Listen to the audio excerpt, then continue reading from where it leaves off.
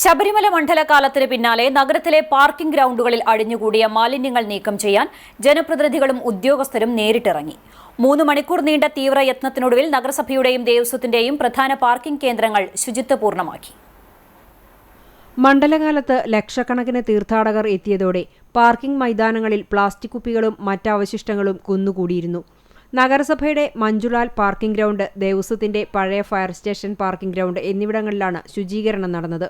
50ഓളം വരുന്ന സംഘം മാലിന്യങ്ങൾ തരംതിരിച്ച് നീക്കം ചെയ്ത ശേഷം ഗ്രൗണ്ടുകൾ വെള്ളം ഉപയോഗിച്ച് കഴുകി വൃത്തിയാക്കി. നഗരസഭാ ചെയർപേഴ്സൺ സുനിത അരവിന്ദൻ ശുചീകരണ യജ്ഞം ഉദ്ഘാടനം ചെയ്തു. തീർത്ഥാടന കാലത്തിനു ശേഷം നഗരത്തിന്റെ ശുചിത്വം ഉറപ്പുവരുത്തുന്നതിന്റെ ഭാഗമായാണ് നടപടിയെന്ന് ചെയർപേഴ്സൺ പറഞ്ഞു. Clean city manager KC Ashok ചടങ്ങിൽ അധ്യക്ഷത വഹിച്ചു.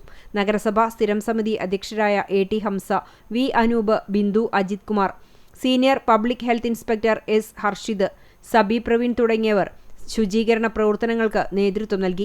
വരും ദിവസങ്ങളിലും നഗരത്തിലെ മറ്റു പൊതുസ്ഥലങ്ങളിലേക്കും ശുചീകരണം വ്യാപിപ്പിക്കുമെന്ന് ആരോഗ്യ വിഭാഗം അറിയിച്ചു.